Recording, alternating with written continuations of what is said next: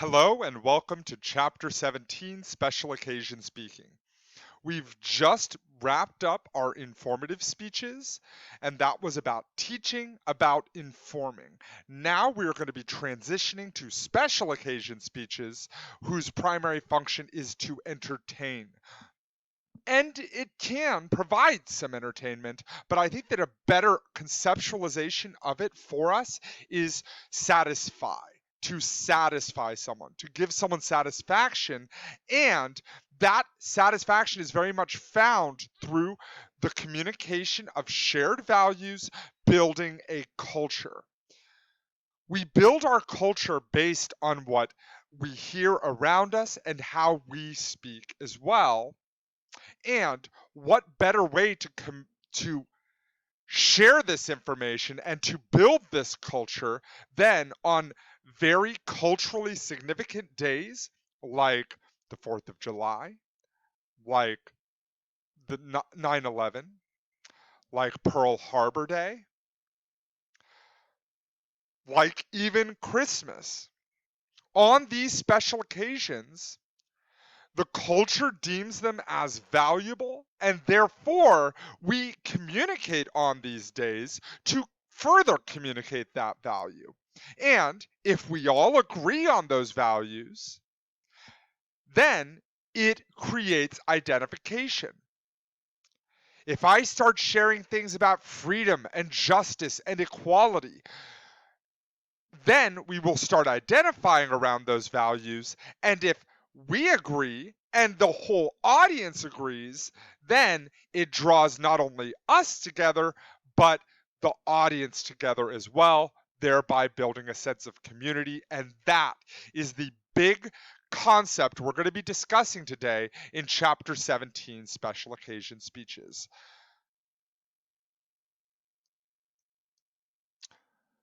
So, ceremonial speeches or special occasion speeches, also called epideictic speaking, are delivered on ceremonial occasions. They have elements of both informative and persuasive. It's informative in that it's informing as to the significance of this situation, but also persuasive in that it's a proposition of value, showing that this moment, this value is valuable.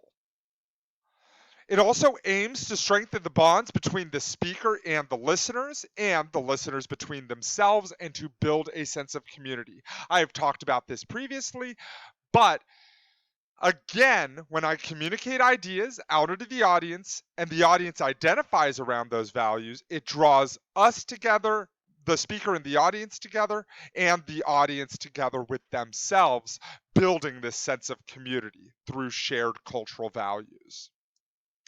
So there are 6 key parts of ceremonial speeches. First, they have events or stories related to the person or occasion. We are storytelling creatures. We understand things through stories. I mean, if someone has the characteristics of a bad guy or girl in a story, then we assume that that's how that that behavior is going to end up. Then that person ends up losing at the end. But we also make sense of the world through stories and communicate our culture through stories.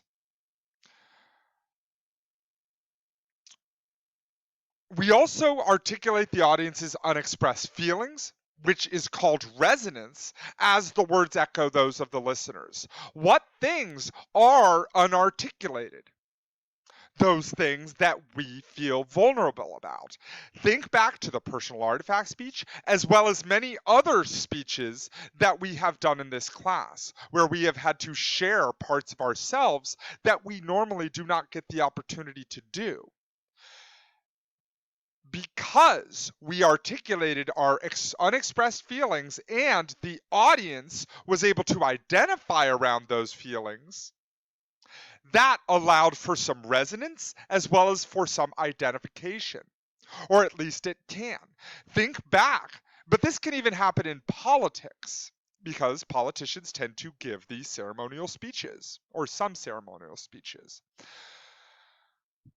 What were some of the things going on in the mind of people when Pearl Harbor happened? And then Franklin Delano Roosevelt gave his famous speech. Also, think back to some of the politicians or the speakers that have said things that really moved you. Why was it so moving? It probably was because that speaker had expressed something that we feel and understand and believe, but we do not express, or maybe we were unable to articulate that feeling. And using a mix of stories, images, and arguments with appropriate tone for the occasion, that is another part. So it's mixing all of these together. Next, we build to an emotional climax. Ceremonial speeches are quite a bit about delivery because it shows passion, and because of that, the audience feels that emotion with you. There's something called emotional contagion, where if I feel an emotion and I communicate that emotion, then even in online settings, the audience will be able to experience that emotion as well. Also, it is at a length that is carefully controlled. This is shown through award acceptance speeches that maybe go too long and then they start playing the music to say, hey, you're done. And also humor that contributes but not distracts from the presentation. Humor is incredibly valuable with special occasion speeches because when I communicate something that someone would deem as funny, the audience has a visceral reaction to it, laughing, and therefore laugh. But if the whole audience laughs, not only have I communicated an idea, showed that this funny thing, is somehow faulty or funny or deficient in some way, and the entire audience agreed with it. So I have communicated something that we agree with, and the whole audience agrees with, in the idea that is humorous.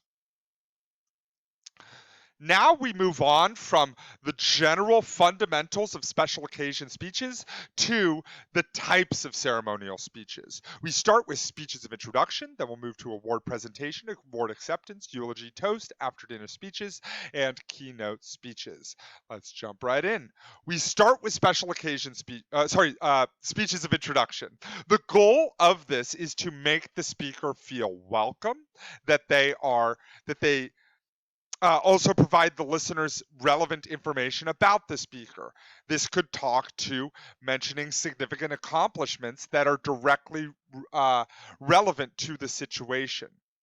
But try to avoid overly lavishing praise, or else it can get a little bit awkward.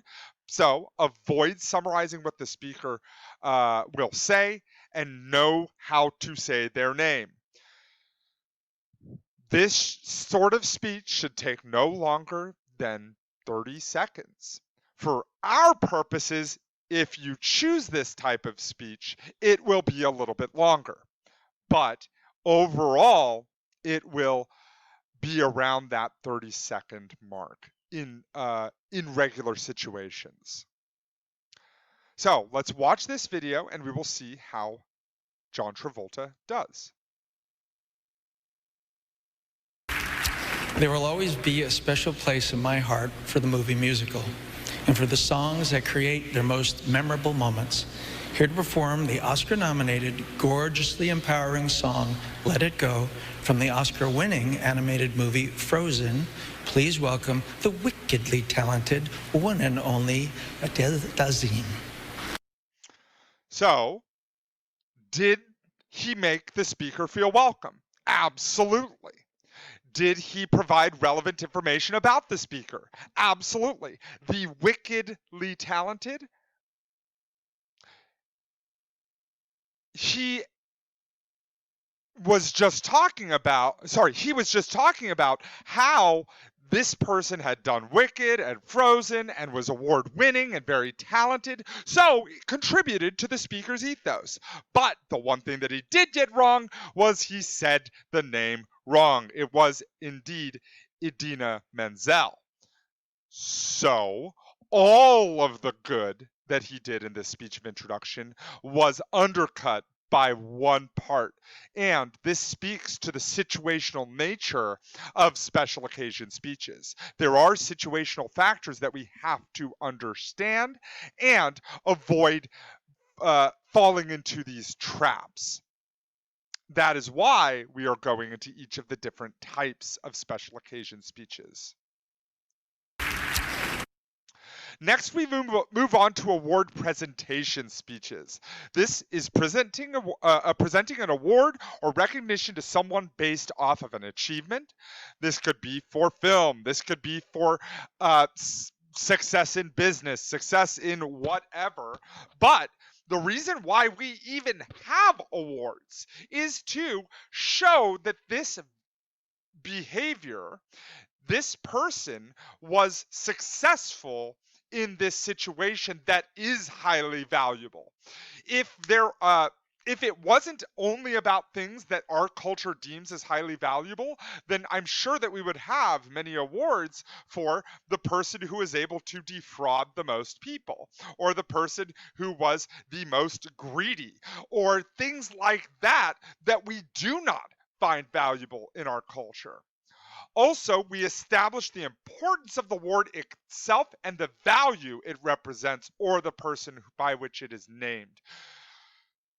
We want to build up the value of this award because the value of the award has to be agreed on by all participants, or else it diminishes that value.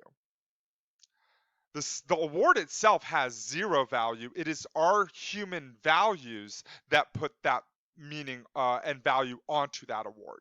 Also relate the winner's fitness to receive the award, explain the selection process by choosing the recipient, and then present the award. You should always present the award with the left hand and shake with the right, and this is also goes the same for graduation. Wink, wink, nudge, nudge. When you do graduate, receive with the left, shake with the right, so that it's not that sort of weird thing of like, which hand do I do?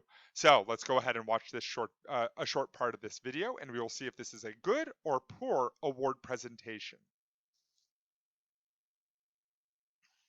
Kristen Weig.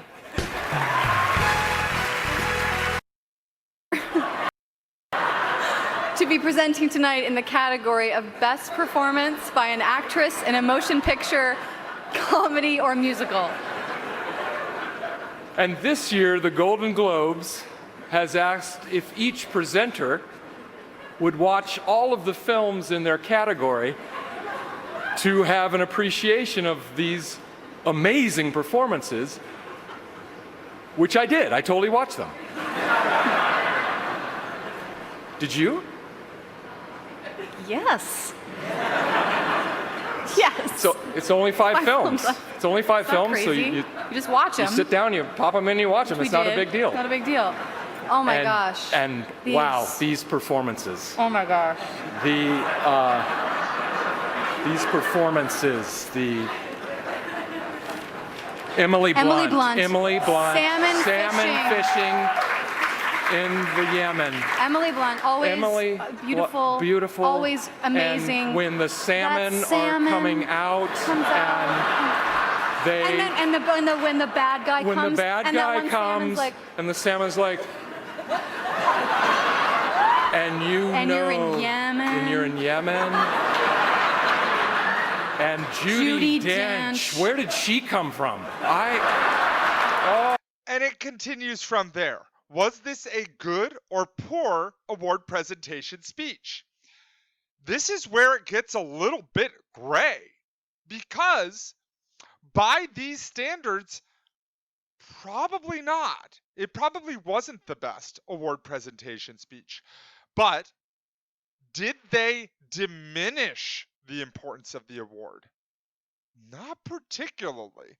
Instead, they made created humor surrounding the Academy and how they were supposed to be watching all of these films, which of course they weren't doing, thereby further identifying with their audience because that audience was probably told to do the same thing as well as maybe some of the other bureaucracy that was surrounding this award ceremony. So, was it amazing? Probably not. And, it could have been better. But what is the main purpose, the main goal of these sorts of special occasion speeches? To entertain. And if, and reasonable to assume that it was very entertaining.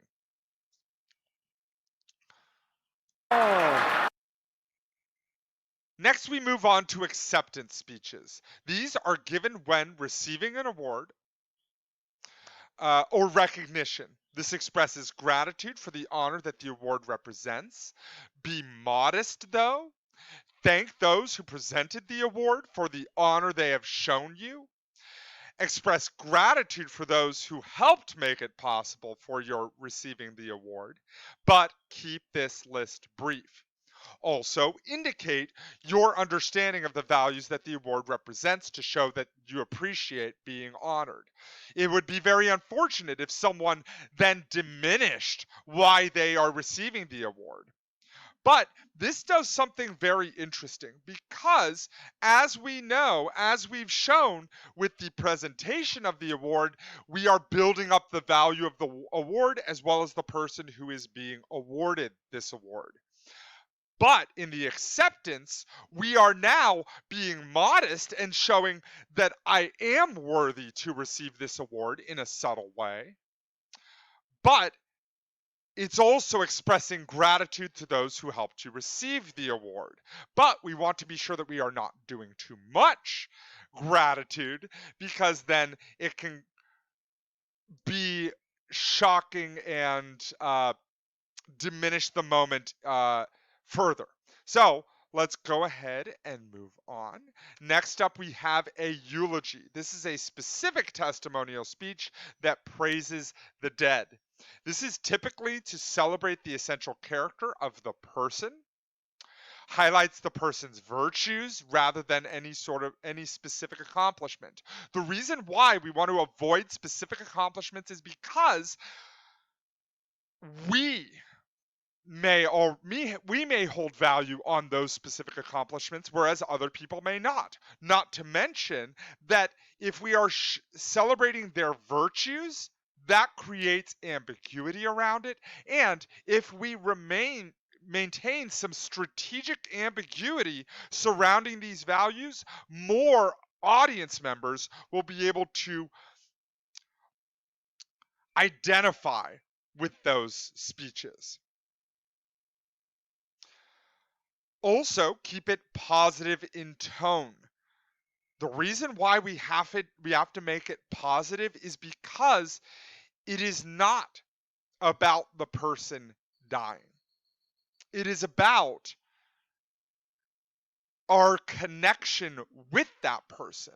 If it were about the person dying and if that was our audience, then guess what? We would be dead too because, I mean, we can't communicate with those who are dead. Go figure. But by keeping it positive in tone, it allows for there to be identification around these shared virtues that we all hold valuable and to celebrate that person's life.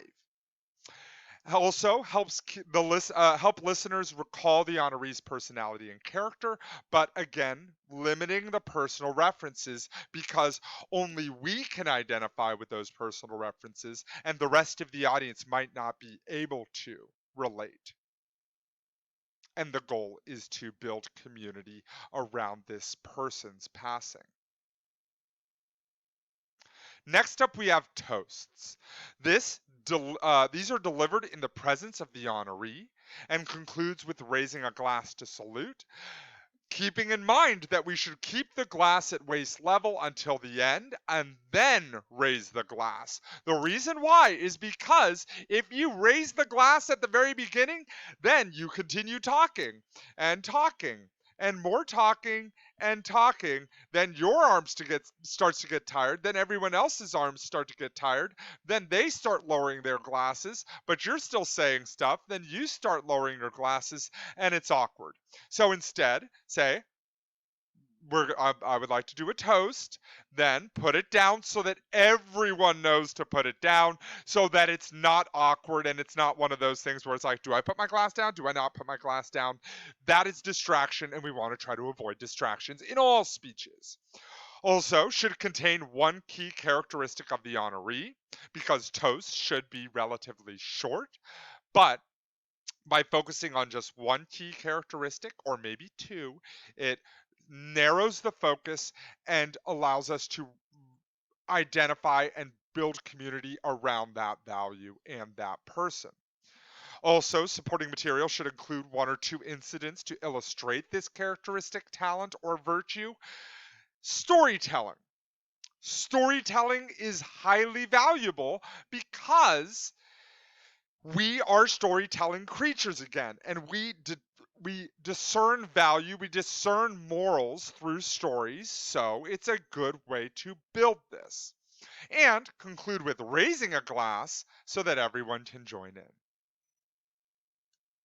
Then we have after dinner speeches. This is one that we may have less and less of since, we don't usually have an opportunity for this, but we might actually.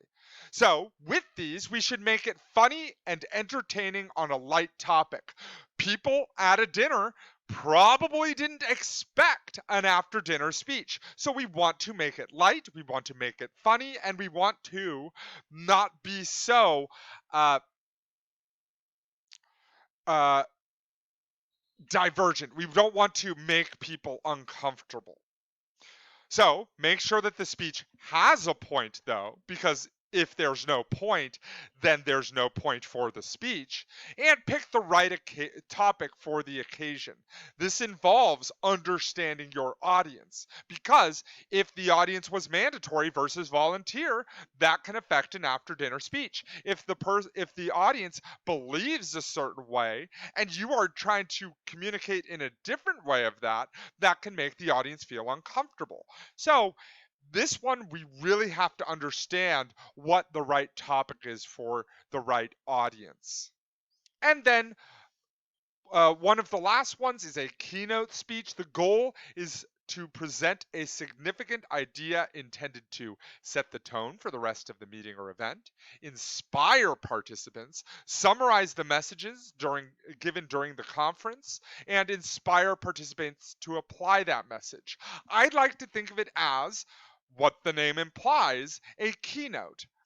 Ding! It sets the tone for the entire meeting. You may see these at a business event or a school event, perhaps, setting the tone for the entire meeting or conference or whatever. So this involves inspiration and, again, those values. By communicating those values that the audience can identify around, it can be inspiring and it can resonate. But this one involves a little bit more work to truly inspire and truly affect the audience. Also, decide what message. So you have to decide what message you want to send. Be structured around themes, principles, or lessons learned, and then go from there, because those themes, those principles, lessons learned can be related to other people's lives. And if we're talking about themes or principles, that can be ambiguous so that the whole audience can get around it. And then lastly, we have commemorative speeches. The goal is to remember specific events of the past or the recent past, usually delivered at the anniversary of an event. refers to the event as a narrative and emphasizes a few key points. So they talk about the event, but then pick and choose some parts to highlight so that the audience can revolve around those certain values. And we have to abstract certain values or special characteristics from the event, relate the features to the listeners' lives, show how it's relevant to the audience, because as we've said, audiences are overall very egocentric, and challenge the audience to adhere to the standards evidenced in this event. Talk about what are some ways that we should rise to the occasion. We should rise to these values shown by these people. In the 9/11 in the speech on 9/11 at Ground Zero, George W. Bush talked about the heroic actions of these firefighters. In the same way, President Ronald Reagan addressed the nation during a tragedy of the shuttle Challenger. We're only going to watch a little bit of this. Ladies and gentlemen, I'd planned to speak to you tonight to report on the State of the Union, but the events of earlier today have led me to change those plans. Today is a day for mourning and remembering. Nancy and I are pained to the core by the tragedy of the shuttle Challenger.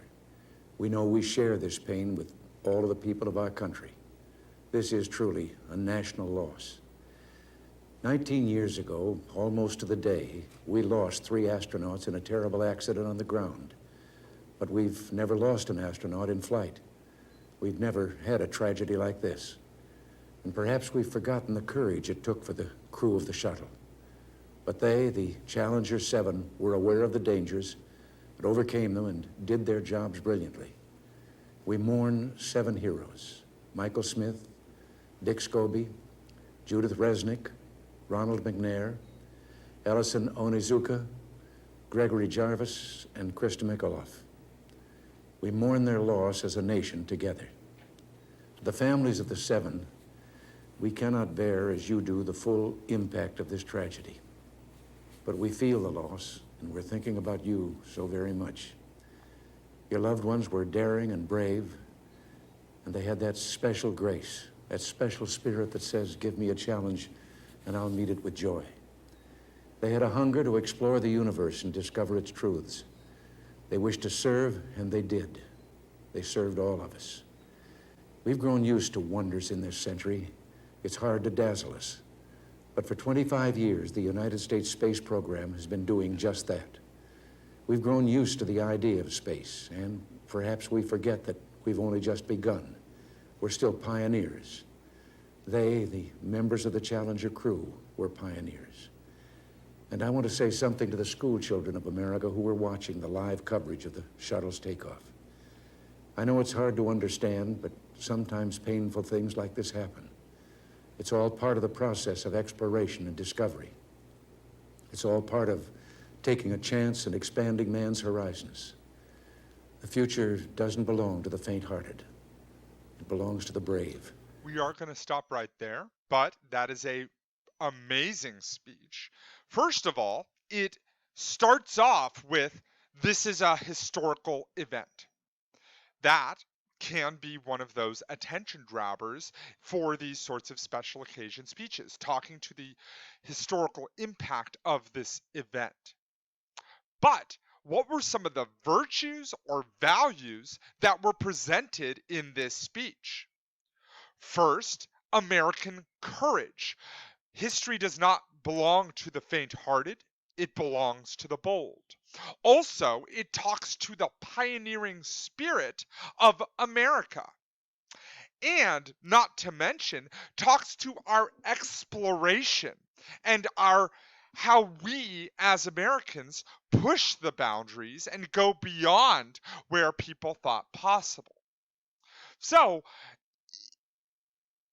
in this speech, he is talking about the tragedy of the Space Shuttle Challenger, but he is still showing these values of how we should be and how we should live up to the example set by these people who were unfortunately taken during this great tragedy. So the commemorative speech is never really about the event. It is more about how we relate to the event and the value that it holds for us so that we can meet those values and continue to perpetuate the positive values in our culture. The Challenger. And last but certainly not least, final guidelines, keep it short.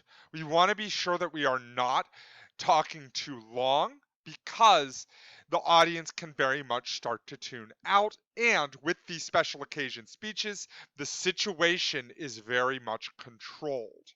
Also, acknowledge the obvious of the situation. There may be some things that are expected in these situations, and you have to be able to acknowledge them.